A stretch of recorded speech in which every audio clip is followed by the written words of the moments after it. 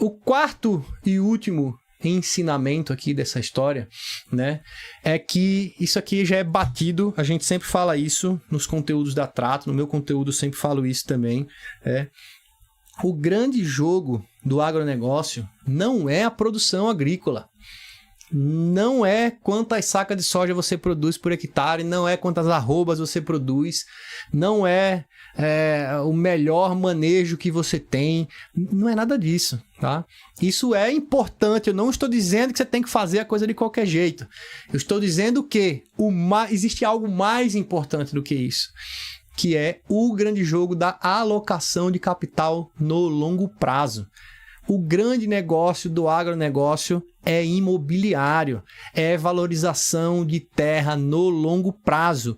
Esse é o grande negócio. Todo cara que está hoje no Mato Grosso, que você vê lá uma fazenda gigantesca, e você pega a história desse cara, em 1980, esse cara foi para lá com a cara e com a coragem, sem dinheiro e com sangue no olho, tá?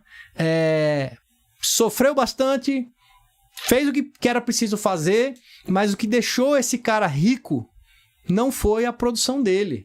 O que deixou esse cara rico foi que a região toda prosperou e valorizou o imóvel, e aí o negócio dele começou a valer muito dinheiro, e com esse negócio que vale muito dinheiro, com esse imóvel que vale muito dinheiro, você consegue muita garantia para financiamento.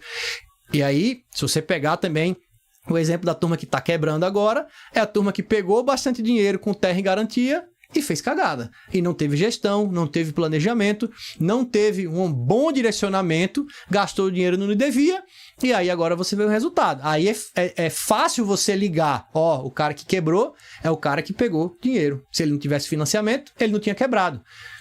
Tá, isso é uma verdade, só que isso é uma meia verdade, porque existe o resto da história. Também existe muita gente que pegou financiamento, fez as decisões corretas, teve gestão, teve planejamento e prosperou e tá aí sobrevivendo, inclusive comprando as terras de quem tá quebrado agora, tá? Então, se você compara sempre o lado ruim da história, você sempre vai ver o lado ruim, só ver o lado ruim. Você tem que olhar o lado de quem acertou e entender por que ele acertou.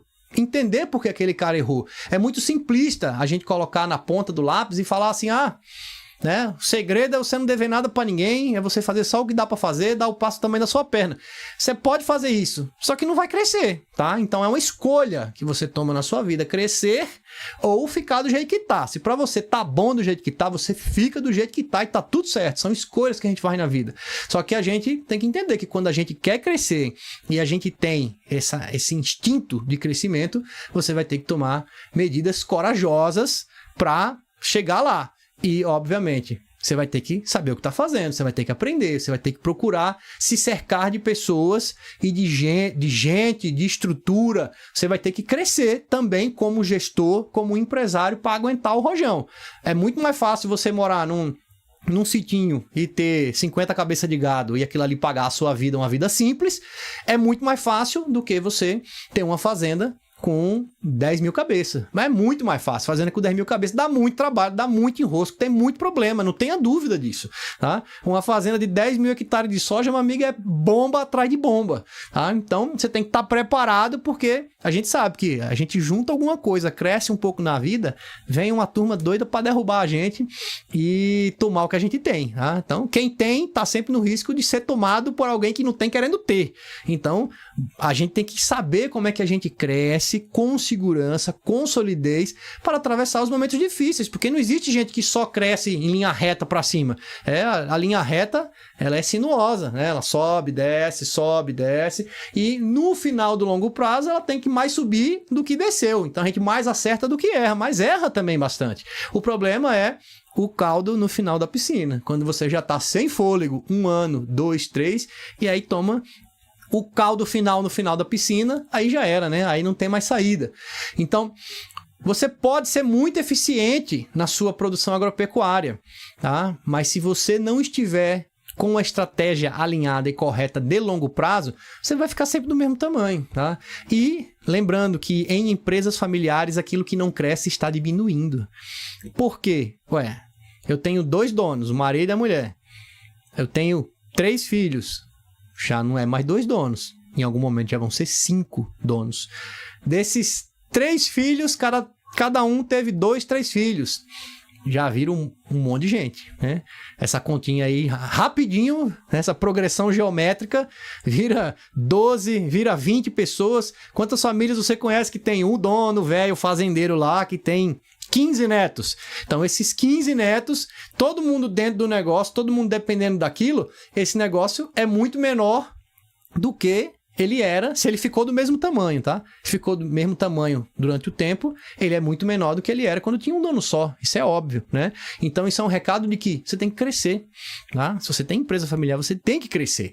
E para crescer, você tem que escolher o caminho que você quer crescer, né? E não é um crescimento somente baseado em ser excelente na produção agropecuária. É sobre ter uma estratégia de longo prazo que combina a estratégia de curto prazo que gera caixa e paga a sua vida com uma estratégia de longo prazo que valoriza patrimônio, e é aí que o jogo realmente vira, né? Então, essa história de hoje aqui, meu amigo, não é sobre soja, não é sobre pecuária, sobre o que é melhor para um ou para outro, tá? É sobre tomar decisões difíceis, ter coragem e conseguir enxergar o que pouca gente está enxergando. Porque depois que deu certo, fica fácil olhar para trás, né? E dizer, pô, você viu o que o cara fez? Bom demais.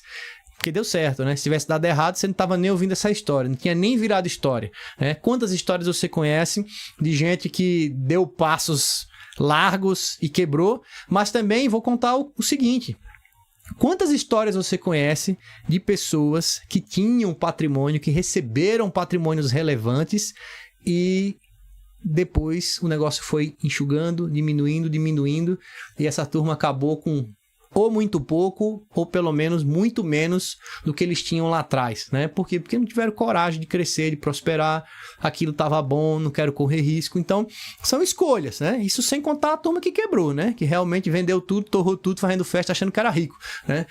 Eu escuto isso da turma, assim, às vezes, né? Quando a gente fala de valor de imóvel, né? De patrimônio e tal, o cara fala, bicho, se você falar isso para meus filhos, eles vão achar que são ricos. Eu prefiro que eles nem saibam quanto vale esse negócio, né? Porque é isso, a turma às vezes acha que, né? Ah, se o negócio vale tanto, então quer dizer que eu posso torrar esse dinheiro que não vai acabar mais, né? E dinheiro acaba, hein, rapaz? Tal de viagem para Miami, viagem para Europa, pensa no negócio que engole o dinheiro do povo, né? Não vou nem falar de comprar casa, apartamento, que isso daí é dinheiro, né? Também é ativo, né? Também pode valorizar. Agora, carro, viagem e festa cara, amigo, dinheiro vai embora, hein? Então, se você sente que a sua fazenda tá travada, o negócio tá ali, parece que não vai, né? Todo ano parece que vai, toma uma lapada do mercado, a chuva, o governo, não sei o que, o negócio não vai. Pode ter certeza, cara, é estratégia. A sua estratégia precisa mudar. Eu não estou nem dizendo que a sua estratégia está errada. Eu estou dizendo que a sua estratégia precisa mudar e precisa estar alinhado com o que você tem de objetivo. Se você quer chegar nesse patamar, você vai ter que tomar ações ao longo dos anos para te permitir chegar naquele patamar. Você não chega naquele patamar do dia para a noite, né? Então, a sua estratégia tem que estar melhor alinhada. Provavelmente, você está num modo de sobrevivência e não dentro de uma estratégia de crescimento, né? Então, meus amigos, essa foi a história de hoje, tá?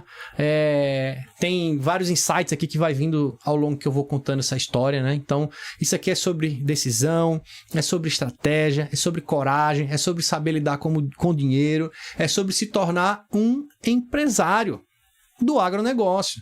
Não, o conceito do fazendeiro tradicional que está ali dentro da fazenda, só olhando para a operação, isso daí, cara, não é só na fazenda. Tem muita empresa que ainda é desse jeito, empresa da cidade lá que você acha que é super organizada e tal, você vai ver, é o dono que está lá apagando incêndio todo dia, né? Então, essa coisa de apagar incêndio, fazer o que tem que estar fazendo, fazer o que tem que ser feito todo dia e pensar só em operação e nunca levar em consideração um plano estratégico de longo prazo, é a diferença da turma que está tendo resultado hoje e comprando as coisas de quem está em situação difícil precisando vender, né? Então, é sobre decisão, é sobre estratégia, é sobre coragem, gestão e é transformar a sua empresa em um negócio próspero, lucrativo, que provavelmente os seus filhos né, seus filhos e netos serão grandes beneficiados da coragem daquilo que você faz hoje, daquilo que você toma de ação hoje, porque provavelmente